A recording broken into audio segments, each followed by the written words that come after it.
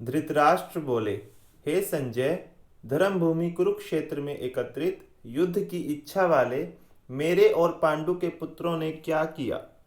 संजय बोले, उस समय राजा दुर्योधन ने व्यूह रचना युक्त पांडवों की सेना को देखकर और द्रोणाचार्य के पास जाकर यह वचन कहा, हे आचार्य, आपके बुद्धिमान शिष्य द्रुपद पुत्र धृष्टद्युम्न द्वारा व्यूहाकार खड़ी की हुई पांडु पुत्रों की इस बड़ी भारी सेना को देखिए।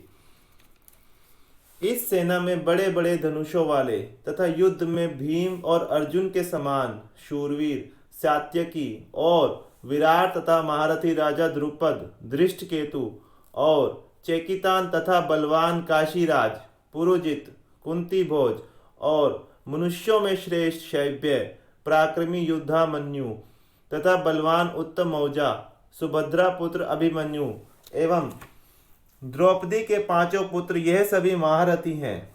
हे ब्राह्मण श्रेष्ठ, अपने पक्ष में जो प्रधान है उनको भी आप समझ लीजिए। आपकी जानकारी के लिए मेरी सेना के जो जो सेनापति हैं उनको बतलाता हूँ।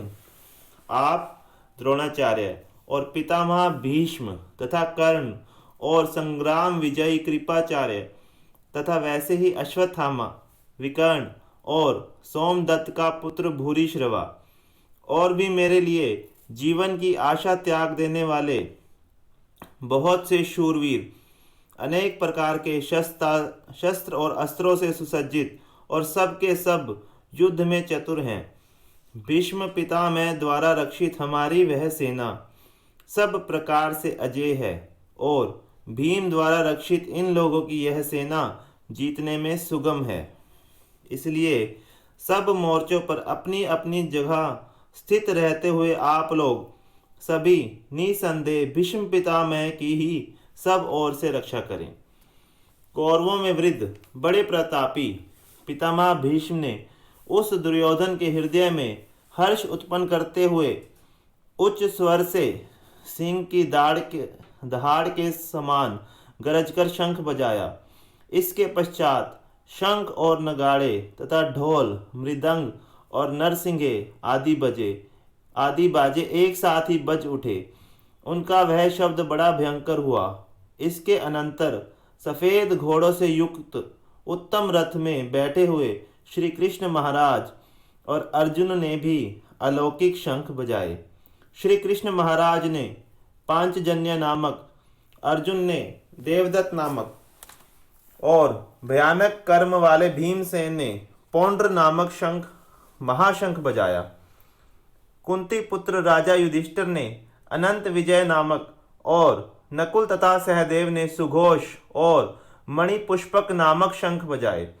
श्रेष्ठ धनुष वाले काशीराज और महारथी शिखंडी एवं धृष्टद्युम्न तथा राजा विराट और अजय सात्यकी, राजा द्रुपद एवं द्रौपदी के पांचों पुत्र और बड़ी भुजा वाले सुभद्रा पुत्र अभिमन्यु, इन सभी ने हे राजन सब ओर से अलग अलग शंख बजाए और उस भयानक शब्द ने आकाश और पृथ्वी को भी गुंजाते हुए धार्त राष्ट्रों के अर्थात आपके पक्ष वालों के हृदय विदीर्ण कर दिए।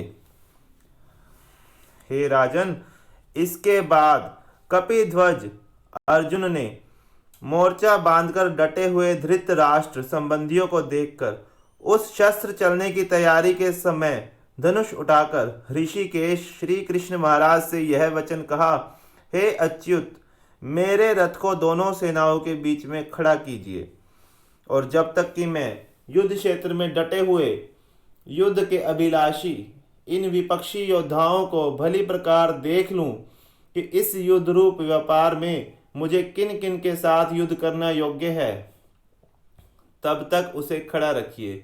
दुर्बुद्धि दुर्योधन का युद्ध में हित चाहने वाले जो जो ये राजा लोग इस सेना में आए हैं, इन युद्ध करने वालों को मैं देखूंगा।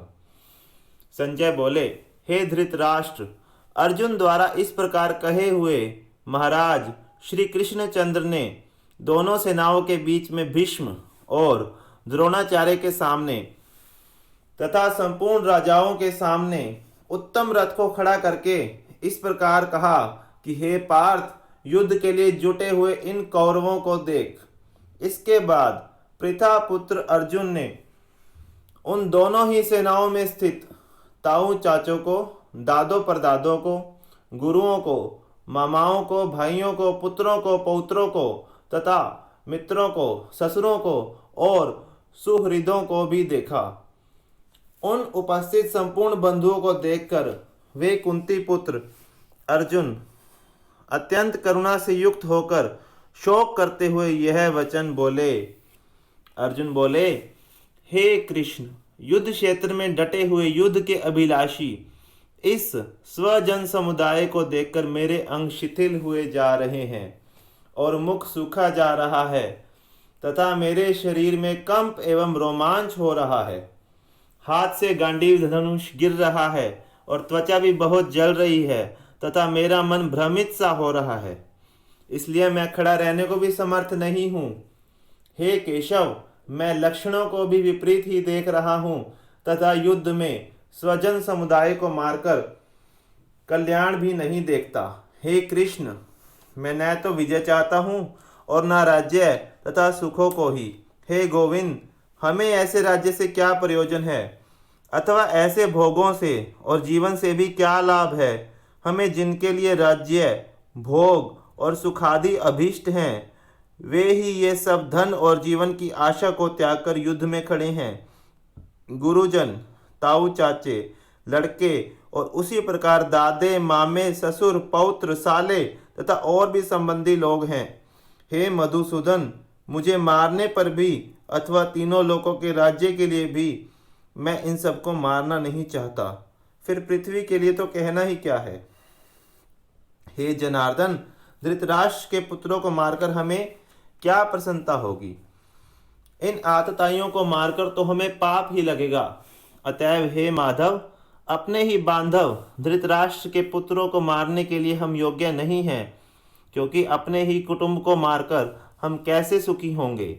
यद्यपि लोभ से भ्रष्ट हुए ये लोग कुल के नाश से उत्पन्न दोष को और मित्रों से विरोध करने में पाप को नहीं देखते, तो भी हे जनार्दन, कुल के नाश से उत्पन्न दोष को जानने वाले हम लोगों को इस पाप से हटने के लिए क्यों नहीं विचार करना चाहिए।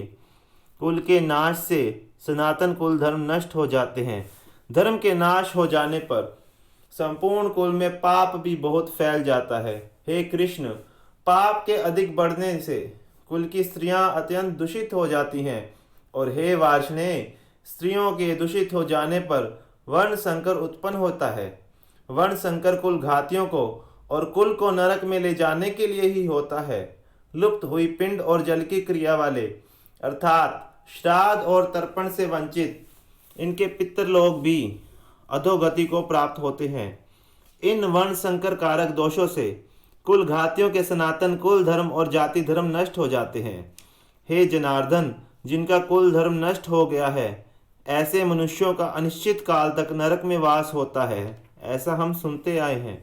हाँ शोक, हम लोग बुद्धिमान होकर भी महान पाप करने को तैयार हो गए हैं, जो राज्य और सुख के लोभ से स्वजनों को मारने के लिए उद्यत हो गए हैं। यदि मुझ शस्त्र रहित एवं सामना न करने वालों को शस्त्र हाथ में लिए हुए धृतराष्ट्र के पुत्र रण में मार भी डाले, तो वह मारना भी मेरे लिए अधिक कल्याणकारक होगा। संजय बोले, रणभूमि में शोक से उद्विग्न मन वाले अर्जुन इस प्रकार कहकर बाण सहित धनुष को त्याग कर रथ के पिछले भाग में बैठ गए।